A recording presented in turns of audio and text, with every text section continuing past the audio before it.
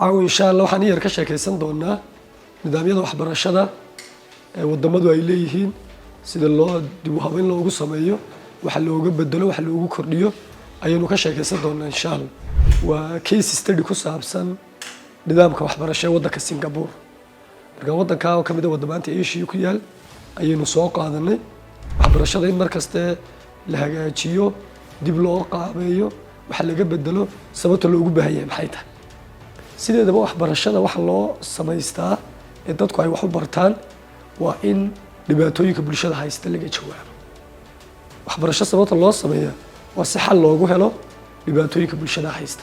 waxbarashadu mar walba waa inay ka jawaabtaa bulshada wax baranaysa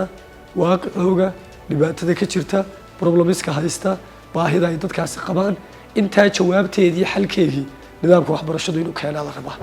sidoo kale bulshadu waxay u baahan tahay inay hesho nidaam waxbarasho oo ay u siman tahay cid walbana ay ka qayb qaadan karto adduunyada waxyaabaha aadka loogu dadaalo waxaa kamid ah wad ogtiino sustainable development goalska SDGska goalska adduunyada oo dhan ay rabtay inay by 2030 la achieve gareeyo qodobada ugu muhiimsan ama pillarska ugu muhiimsan waxaa kamid ah in la helo waxbarasho tayo leh oo dadku ay u dheeyihiin Singapore sababta uu soo qaaday waxa weeye Singapore waxay kamid tahay maanta wadamaanta adduunyada ugu horeeya dhinaca waxbarashada marka raankiga waxbarashada la sameeyo ama kala sareynta ay wadamada adduunyadu soo kala sareeyaan waxbarashada marka la qiimeynayo Singapore waxay kamid tahay wadamaanta ugu horeeya inaan isweydiin karno inaguna duruufo dhaqaale duruufo siyaasadeed duruufo nololeed oo adag waddankeenu ku jira inagoo markaa tajribada Singapore ka faa'iideysanayna waxaan u aragnay inay tahay waddanka ugu habboon aynu cashiraan ka baran karno siday waxbarashadooda u hagaajiyeen Singapore markii ugu horeysay xornimada qaateen waxa awoodda la saarayay quantity marka halka leenahay waxaan uga jeednaa access to education dadku in ay waxbarasho helaan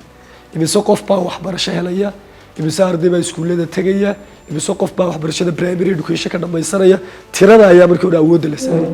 oo waddan imika xornimo qaatay imika dib u soo kabanaya waxa ugu horeeya awoodda la saaraya waxay noqotay horta bal dadka inay waxbarashadii gaadho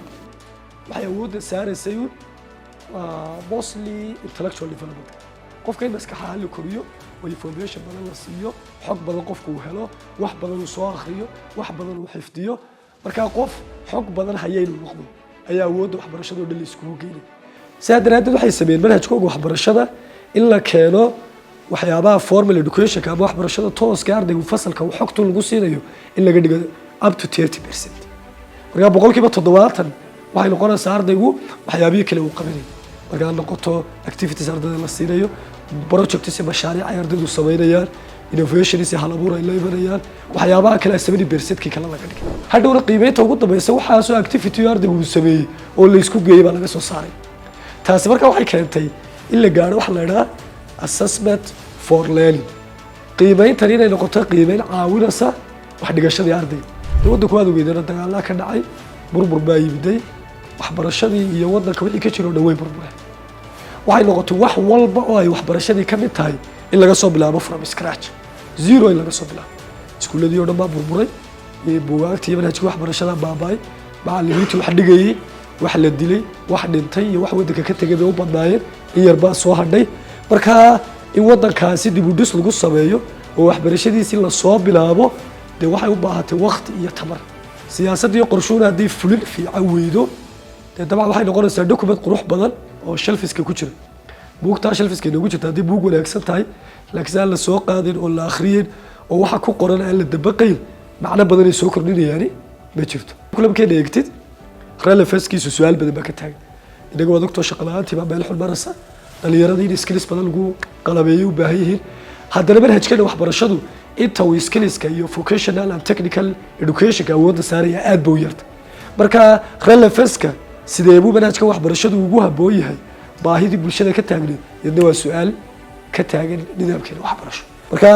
in quality priority koowaad la siiyo iyadoo lacag wadayo accesski oo labada marka dhaqaalaha loo allocate gareynayo priority number 1 inay noqoto quality of education at the same time priority taa ku xigaysa kullanana sayna markasta ay ahaato access to education dadkii waxbarashadii gaadho maanta waan ognahay adduunyada waxa laga sheekeynay AI artificial intelligence iyo waxbarashada saameynta uu ku yeelanayo ayaa aad looga warramaya ardaydii shaqadii loo diray inuu AI u soo qaban karo ayaa laga warramaya wax la iska indhatiri kara maaha waa wax nidaamkeenu waxbarashada saameyn badan ku leh adduunyada waqtiyadii hore ee AI-gu bilaabay meelo badan waa la diidanaa jaamacado badan way ka soo horjeedeen imika waa lagu khasbanaa waxbarashadu sidaan hore u sheegnay dhaqaalay u baahantay waxbarashadu finance bay u baahantay dhaqaale badan in la geliyo wey si waxaa laga rabo waxbarashada inay ka soo baxaan ay uga soo baxdo welibana dhaqaalaha ugu badan meesha la gelinayahay haddii la doonayo in horumar la sameeyo waa inay noqoto waxbarashada waddamaan badan ay ka faa'iidaysan karaan innaga waddankeenana haddii qodobada aan sheegayna la isku geeyo dhaqaale badan waxbarashada loo allocate gareeyo loo diyaargaloobo waxbarashadeena in isbeddel dhaba lagu sameeyo waxay u badan tahay inaynu casharaan badan aynu ka faa'iidi karno waddankaas Singapore